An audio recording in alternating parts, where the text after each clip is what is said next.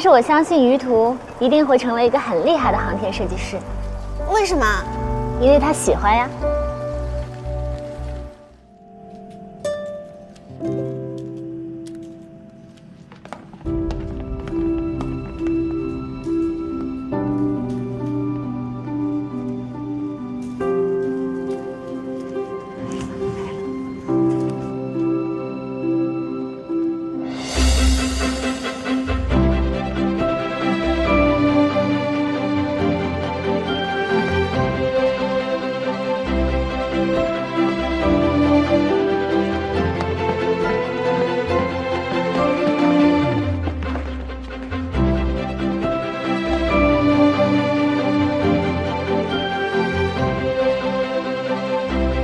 现在肯定很紧张。别说他们，刚刚在路上我看见火箭就紧张起来了。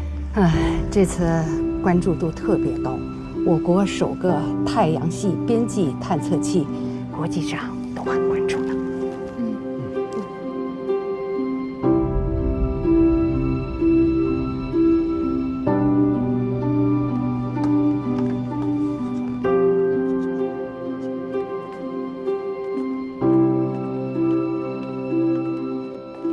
各位家属，我们十分抱歉，因为一些其他的原因，我们现在没有办法在这里观看火箭发射了。我们会把大家安排到楼下看发射，可以吗？可以。好，谢谢。我们可以从这边出去。其实这样也挺好的，咱不用纠结到底是在这里看还是出去看发射了。哎，那就赶紧找个好位置，走。好，走吧。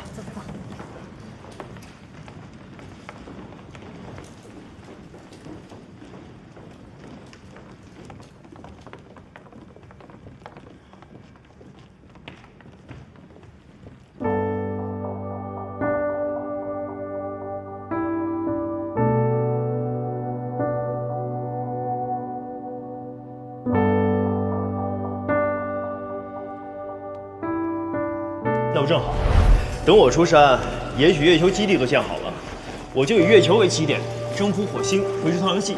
就吹吧你！吹牛又不要燃料。佩佩，啊，你将来想做什么呀？不知道哎，你呢？我也不知道，想法太多了。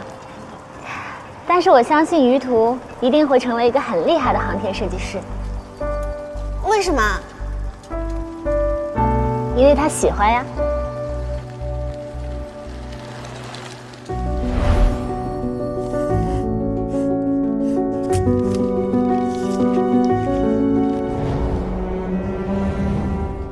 30-40年的距离，不代表需要30-40年去赶超。